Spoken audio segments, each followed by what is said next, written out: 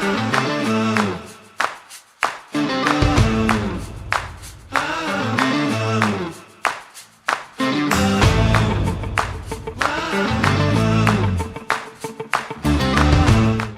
guys, how you doing? So for today's video, I will be showing you so far my top movies of 2025. Let's start with Marvel's Thunderbolts. So dito sa Thunderbolts kasi, it tackles about mental health a lot and pinag-uusapan dito yung syempre yung past ng mga characters na what are they trying to do, what are they going to do to be a better person, and yun nga, since sila yung magiging bagong Avengers, binuo sila, mga tao na puro may regret sa past, na ganito ganyan, si Bucky, si Yelena, tapos yung ibang characters pa, pinagsama-sama sila to form a new yun nga, Avengers team or yung tinatawag na Thunderbolts nila. Tapos, overall maganda yung story since nga alam na natin wala na yung Avengers na una at magkakaroon din ng bago. Di pa natin alam kung anong gagawin ni Sam Wilson sa kung sinong Avengers yung makakasama niya. And ito na, may bago na yung Avengers and this movie is really good when it comes to talking about mental health. Dahil yun nga, nakita natin dito yung essence of friendship dahil nakilala nila yung bawat isa, lalo na si Bob, na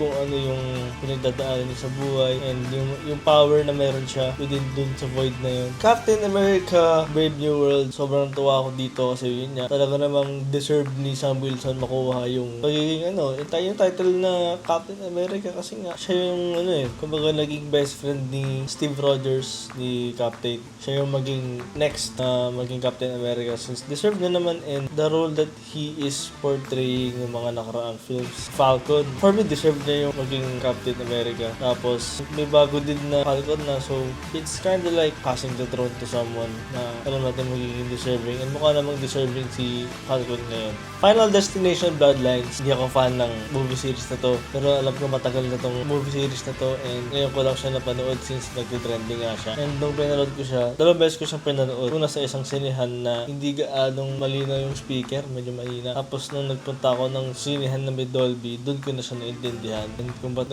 nangyayari yung mga ganong shit sa buhay nila. And ang ganda nung pagkakatagpi-tagpi ng story niya, and talagang alam mo yun, maintindihan mo talaga yung isang film kapag siyempre may hustisya din yung sinihan na pagpapanooran mo. Tapos yun nga, maganda yung pagkakasulat, maganda yung execution, yung flow, yung mga nangyayari. Talagang may times na mandidiri ka, may times na siyempre alam mo namang diri, pero siyempre alam mo naman yung hindi totoo sa totoo. So, and nahikayat ako panoorin yung buong series. F1 movie, Brad Pitt, napakaganda story nito. And lalo na yung cinematography ay yung pacing ng story. Kasi siyempre puro karerahan yan. Tapos may halo mga thrill ng mga nangyayari. Lalo na yung mga part na siyempre crucial yung mga nangyayari dun sa loob ng story ng scene. Talagang well-paced and ramdam mo nasa karera, nanonood ka ng karera lalo pag Dolby Cinema yung pinasukan mong cinemas. Talagang ramdam mo yung tunog ng mga kotse, impact ng karera, tapos yung mga shots talagang napakalinis ng pagkakuha. Tapos alam mo rin, talaga si Brad Pitt, siya na yun eh. Dinadala niya talaga yung film. On my list also is Only We Know ng ABS-CBN Film Productions and Star Cinema, starring Dingdong Dantes and Isara Santos. Sobrang ganda ng film nito when it comes to its pacing, when it comes to its writing, and yung casting din niya. Sobrang ganda. Kaya ka dito pag medyo may empathy ka, emotional kang tao. Kaya pag nadala ka doon sa mga eksena na talagang it captures your heart. Kasi may mga part doon na talagang mabigat sa damdamin. Talagang kukuhin yung puso mo, kukuhin yung emosyon mo. And siguro hindi naman siya love story Kumbaga, it's just two friends that, siyempre, lahat naman tayo, meron tayong kaibigan na ang laki ng impact na kahit anong gawin niya, pag gawin din natin, sasamahan natin sa mga trip niya, mga laki niya. And normal na yun kasi 2025 na. So, may mga ganun pangyayari na talaga yung mga situations. And overall, maganda yung film na yun. Yung Only We Know, maganda siya. My Love Will Make You Disappear. Nung una, ayaw ko siya panoorin kasi alam mo yun, parang hindi naman bagay si Paolo tsaka si Kim Chiu sa love team. Pero nung napanood ko yung film, nakakakilig naman din pala. Since nga, syempre, may mga eksena na talagang intimate siya. May mga scenes na talagang, alam mo yun, makukuha din yung kiliti mo during the middle of the film. Yun, pagdating ng dulo, natuwa na rin ako. Sinare ko sa mga pinsan ko na, natuwa ako sa My Love Will Make You Disappear. Kasi hindi naman siya madoy. Kumbaga, it's not a typical type of love story. Dito sa Pilipinas, yung mga typical, hindi siya yung typical na meet cute, mga ganon. Iba yung dating na ito Ayun, nakakakilig din naman pala sila.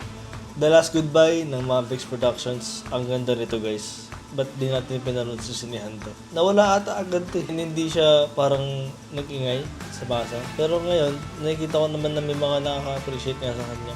And maganda tong film na to. Hindi siya yung typical na di pa makaka-relate ka kasi parang hindi naman siya nangyayari. Pero on the other hand, possible pala na may ganung type of love story romance na ganun yung nangyayari dun sa relationship ng dalawang tao. And this movie is very good. Sadyang yung ending talaga niya. Bakit kasi? Ba't naman kasi ganun yung nangyari, di ba? Ang sakit nun eh. Pero yun nga, overall maganda siya and heartwarming and heartbreaking as well. Freakier Friday ng Disney Studios. To be honest, di ko pa napanood yung first nito, yung Freaky Friday. And so, yun nga, kasi nga nagtitrend din siya. And marami nga nakakaalam ng Freaky Friday, kaya pumapatok din tong Freaky Friday. Kaya ko siya tinry. And maganda yung story, maganda yung plot, magaling yung casts. And kasi syempre, kung hindi mo pa napanood, skip mo muna to. Pero kasi, ang galing ng mga characters dito in portraying double role eh. Nagkapalit-palit. Apat na tao nagkapalit-palit ng buhay. Tapos sa una, syempre medyo i-dive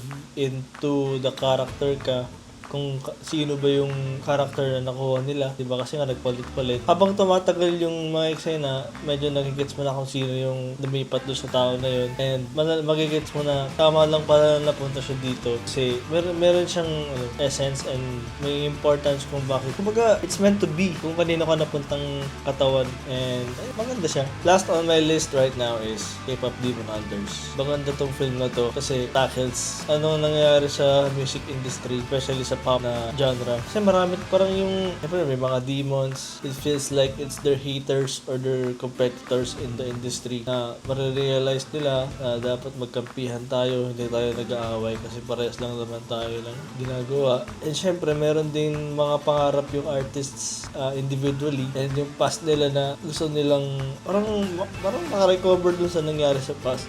And tipong gusto ko maging mas better, gusto kong mawala na tong sumpang to, mga ganun. Overall, sa K-pop Demon Hunters, maganda siya. Parang na-explain na kailangan as an artist may integrity ka sa sarili mo, na dapat hindi kayo mag-away-away. Meron talagang mga haters dyan, and it's up to you kung paano mo may papakita yung sarili mo sa madla in a positive or in a negative. Huwag naman negative, sana positive lang yung may ipakita mo sa tao. And kung alam mo yung purpose mo sa, or yung gusto mong maging as an artist is dapat nakikita ng mga tao yun kasi malaki yung impact ng pagiging artist mo, pagiging idol mo sa madla.